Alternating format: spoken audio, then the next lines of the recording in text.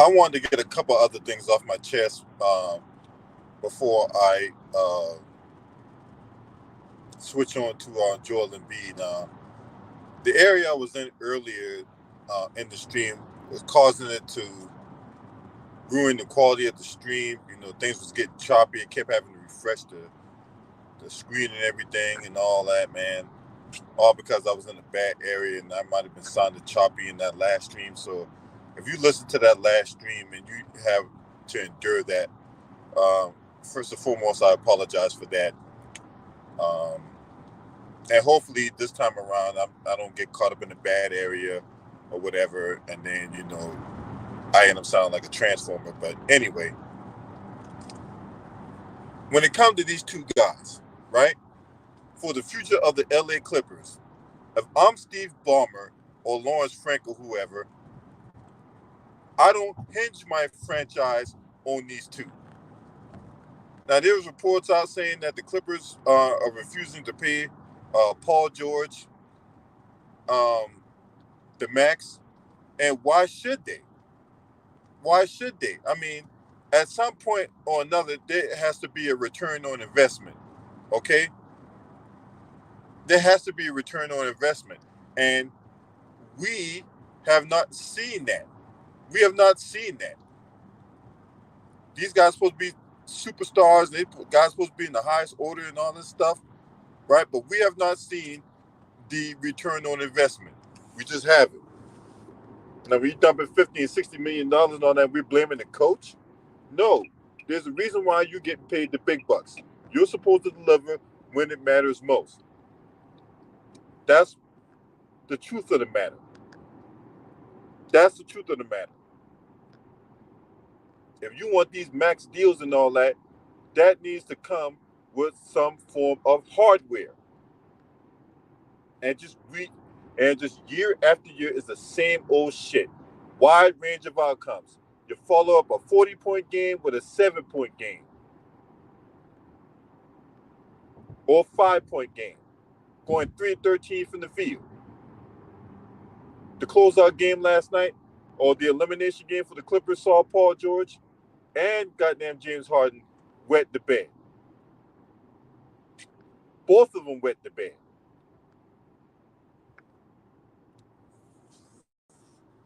And fans are starting to lose faith in that. Fans are tired of seeing the same old thing year after year after year after year. What's up, David Joseph? It's the same old shit. Which brings us to this guy, Joel Embiid. Now, the Knicks and the Sixers, of all the playoff series that we've had so far, to me, this was the most entertaining one. The Knicks and Sixers. Paul Reed, before the series, after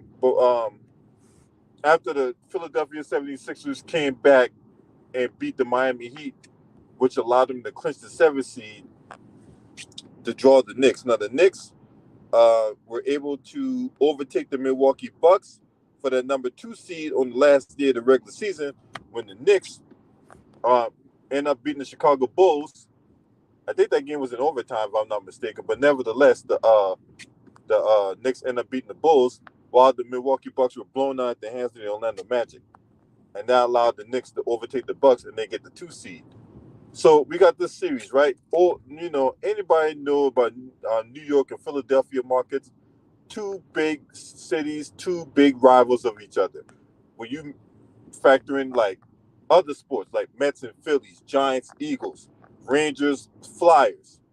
And here in the basketball realm, you got the Knicks and Sixers, right? Story rivalry between 2 passionate fan bases, right? So the Knicks are going to the playoffs missing Julius Randle, who was their second best player, arguably, right? Well, let's just make no mistake. Julius Randle was their second best player. Philadelphia 76ers had their full squad, right? And what was telling was the fact that in game 1, Jaylen Brunson did not have a good game at all in game one. He didn't have a good game at all. So,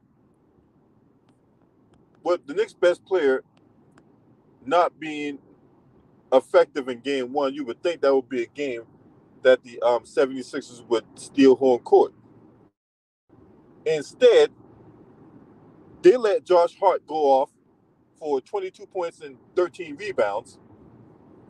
You have OG Anunoby hit timely shots, but mostly that series was about Josh Hart, and that series was about the Knicks' ability to obtain offensive rebounds. I think there was like every game where the Knicks out rebounded the Sixers or whatever like that, except for the game that the Sixers won by a lot. I think it was like except for like game 3. But the Knicks out rebounded the Sixers, and they out rebounded them in the offensive rebound category. So when you factor that in, right,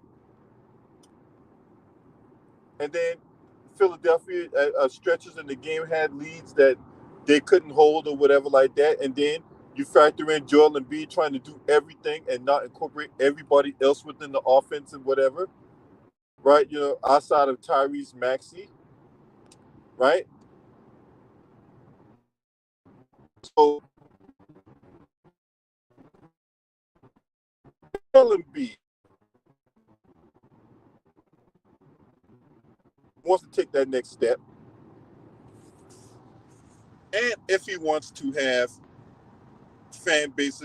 his fan base trust him in the process, then if he's the unquestioned leader on the 76ers and he's a former MVP candidate, then he has to find a way to maximize everybody else. Everybody else, I mean, the Kelly Oubres, the Tobias Harris, right? Guys like that. It is inexcusable to have Tobias Harris play 29 minutes with the amount of money he's being paid, only for him to score no fucking points. And it's even more inexcusable for him to only take 2 shots the whole goddamn game. 2 shots in 29 minutes. A guy they're paying damn near $30 million to. He's only taking 2 shots. Make it make sense. That's an indictment on you, Joel Embiid. That's an indictment on you.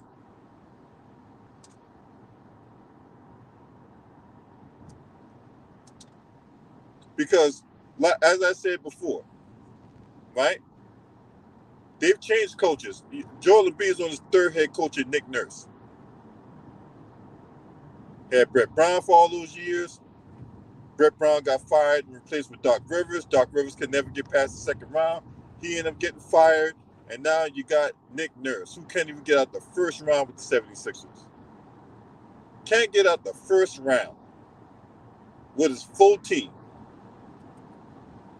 And through all the changes in personnel, through all the changes in coaching, through all the changes in the front office, Joel Embiid is the constant. He is the common denominator. And this is where we at. This is where we at with Joel Embiid. Now, this guy is a league MVP. He is.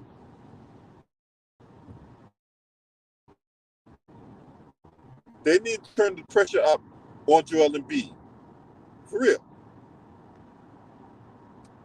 The pressure need to be turned up on Joel Embiid.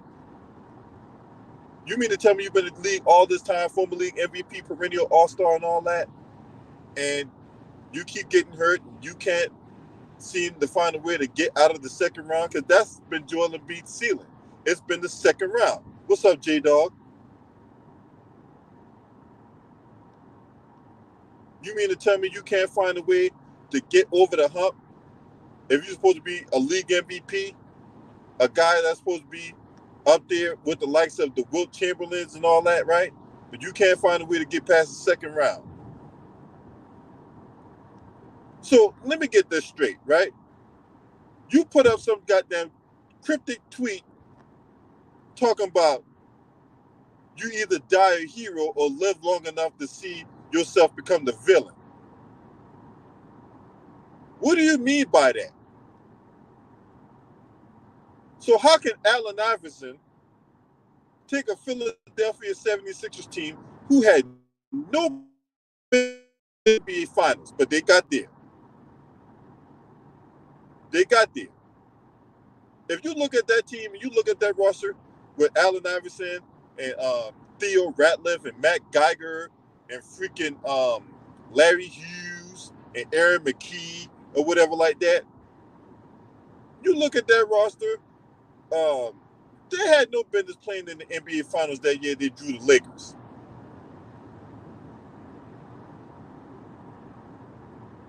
And if you wonder why Allen Iverson gets the love that you wish you had, is because Allen Iverson brought it every night, injuries and all. Allen Iverson brought it every night. Allen Iverson left everything he had on that court every night.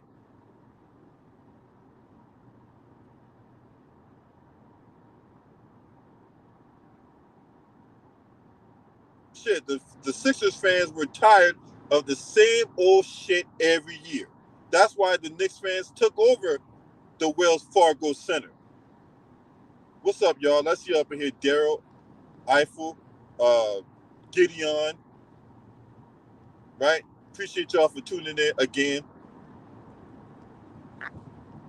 That's why the Knicks fans took over the Wells Fargo Center. Bulls fan 25, what's up? Because every year is the same shit.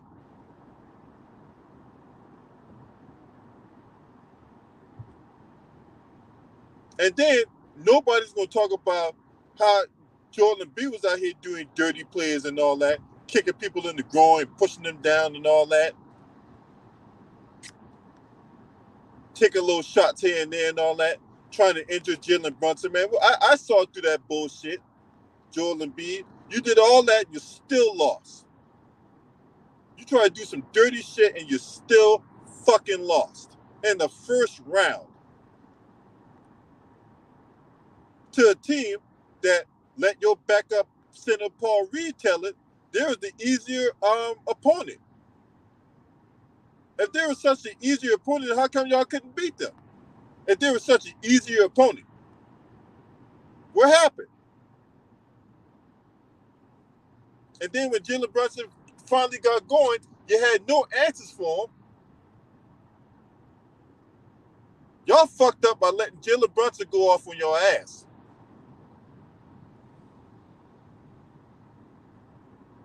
It would have been a 5-game affair had it been not for Tyrese Maxey's heroics. Because God knows, I don't know how the hell he hit some of those shots. Tyrese Maxey in game 5, I had no idea how the hell he was able to hit the shots he was hitting.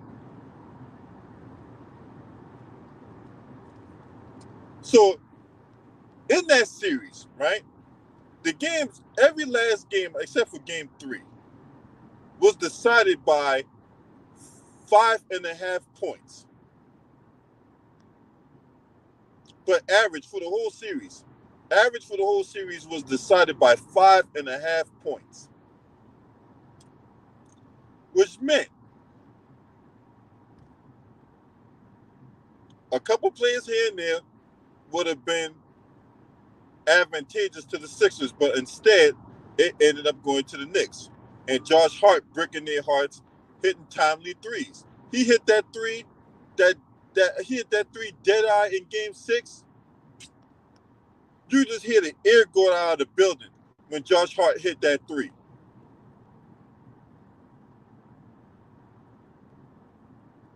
And then Joel Embiid ends up fouling out. So, crucial moment in the game, Joel Embiid can't take the floor because he fouls out. If you're a superstar player, you cannot be fouling out, right? You just cannot be fouling out. The fact that you are a superstar and you foul out of a game is inexcusable. If you want to continue to be in the game, stop fouling. Just that simple. Stop fouling. Play with your feet. Stop reaching. Because I'm pretty sure a lot of those cheap ass fouls that he got were from reaching.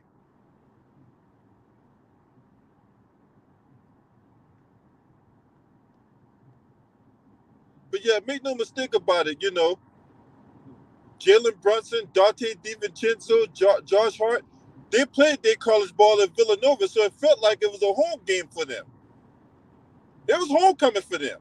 They felt real comfortable in that environment because, like I say, they played their college ball at Villanova. And Villanova played a lot of their games at the Wells Fargo Center. Matter of fact, Jaylen Brunson, Dante DiVincenzo, and Josh Hart, they won the national championship over North Carolina in 2017.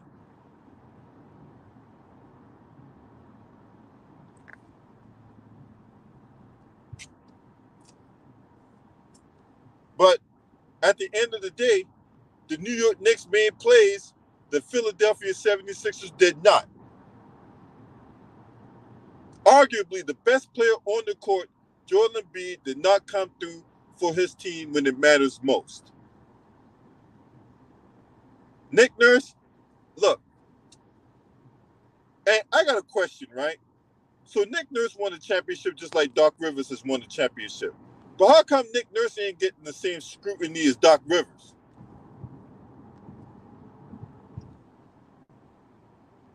I'm just asking a question. How come there's no smoke for damn Nick Nurse? How come there ain't all this media scrutiny for Nick Nurse?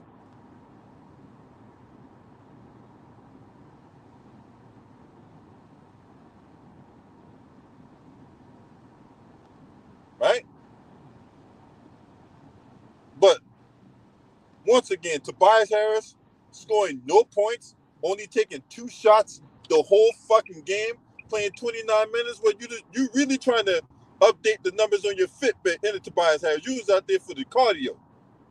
Let's keep this 100, Tobias Harris. They're paying you $30 million, and yet you're there for the cardio, right? 2 shot attempts in 29 minutes. That's unacceptable. That's unacceptable.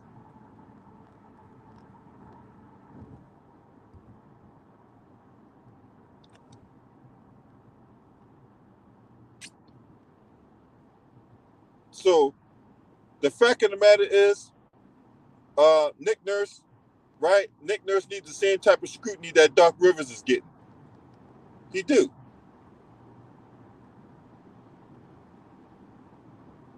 Why were these games where the Knicks was able to pull it out and the 76ers couldn't pull it out outside the one game with Tyrese Maxey and his heroics? Because this was Tyrese Maxey's coming out party. Tyrese Maxey, of anybody who played like they belong in the NBA and who looks like who will have a legacy behind him is Tyrese Maxey. What's up, Gigi Chillin? Good to see you, my sister.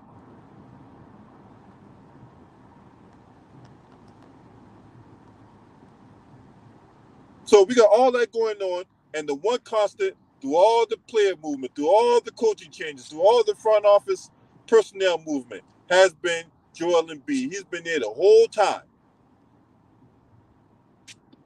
He is the common denominator, right? Dropping 50-point games and 50-point double-doubles or even a rare 50-point triple-double in the regular season. I give a golf clap to all that. I don't care about that. I care about what you do in the playoffs because if I said it once, I said it 1,000 times. You make your money in the regular season, you make your legacy in the postseason. The postseason is where we get to tell a story about you and your career.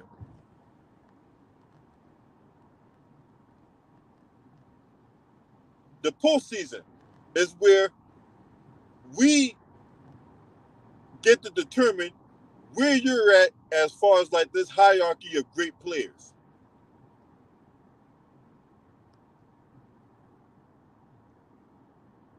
When we sitting up here having these debates at barbershops, at coffee tables, online on YouTube, Snapchat, Facebook, on the couch, wherever.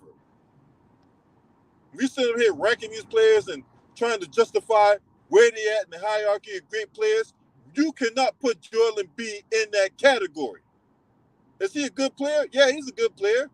Yeah, is he one of the best players in the NBA today? Yeah, he's one of the best players in the NBA today. But if you put him along the likes of Bill Russell, no one's gonna say Joel Embiid's better than Bill Russell. God rest his soul. Nobody's gonna say Joel Embiid's better than Wilt Chamberlain. Nobody's gonna say Joel Embiid is better than Kareem Abdul-Jabbar. You're just not putting them in that hierarchy. Those guys have won. He has not. This guy couldn't even make it to the conference finals. Forget the NBA finals. This guy can't even make it to the goddamn conference finals.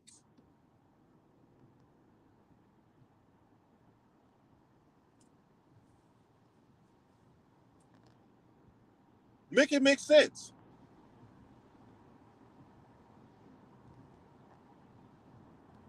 Why has Joel Embiid every year continued to shit the bed?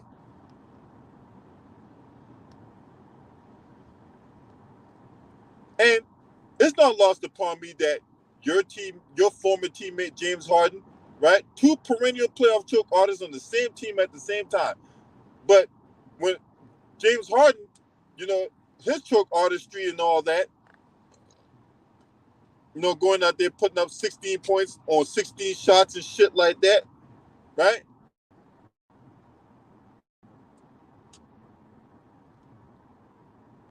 So what is it, Joel Embiid? Is it your regiment in the off season? Huh? Is it that white girl you married to, Joel Embiid? What is it?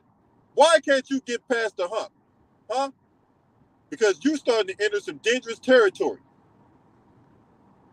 And all those gaudy numbers that you put up won't mean shit unless it translates to some form of winning, which you have not done.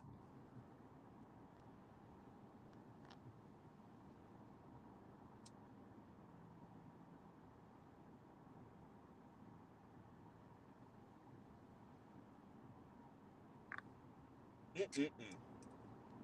If you want to know why fans no longer trust the process, because you overpromise and underdeliver consistently throughout your whole entire career. Look,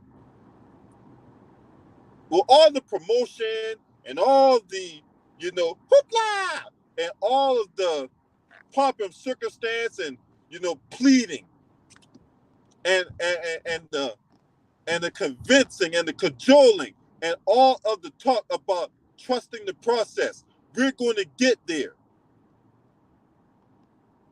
I'm going to put this team on my back and I'm going to carry them there.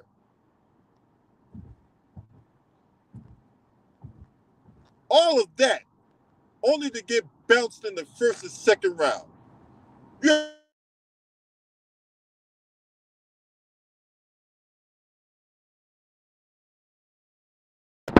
So let that sink in for a second. Hey!